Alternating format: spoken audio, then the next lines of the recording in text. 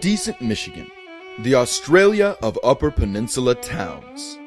Once thought of as nothing more than a lawless haven for prisoners and ex-cons, it is still thought of that way to this day.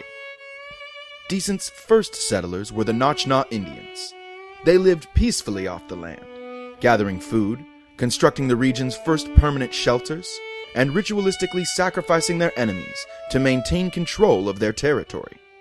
A 50-year drought revealed the Notchnah as quitters, and they left for more fertile land in the early 1700s.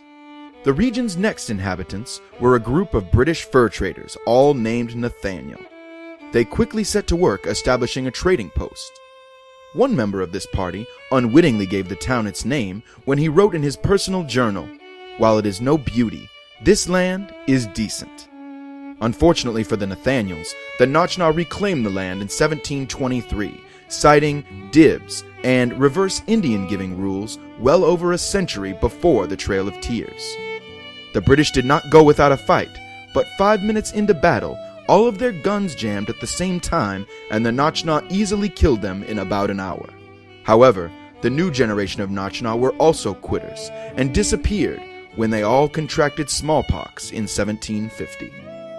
French fur trappers built the Decent we know today, but in the early days of their settlement, building was delayed by 2 weeks of uninterrupted lightning caused by underground copper deposits. The Great Copper Rush consumed a majority of the 1800s and ushered in the most prosperous era of the town's history. In fact, the people of Decent were so consumed with their opulent lifestyles that the town was oblivious to the existence of the Civil War. By 1875, copper money had made Decent one of the wealthiest cities in the United States.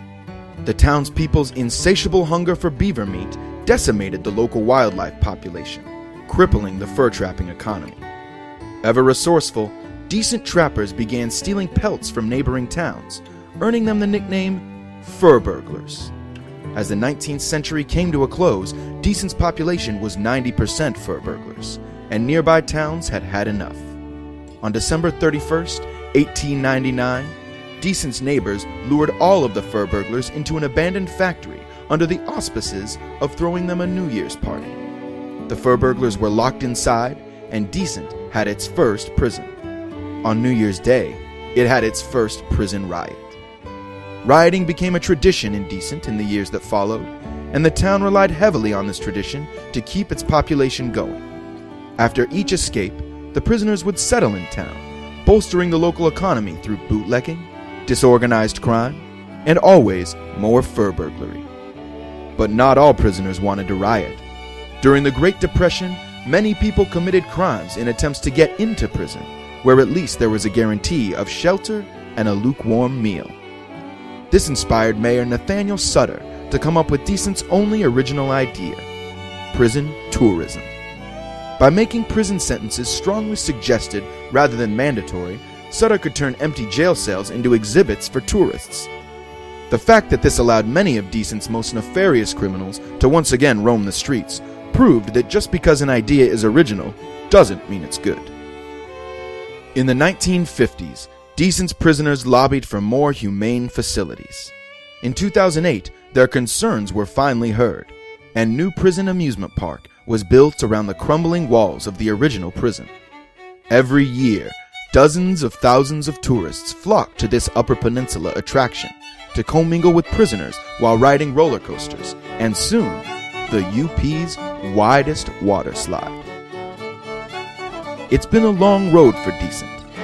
Famine, bloodshed, plague, meteorological difficulties, lawlessness, fur burglary, and occasional bright spots. But through it all, Decent has remained, existing. This land has always been right here.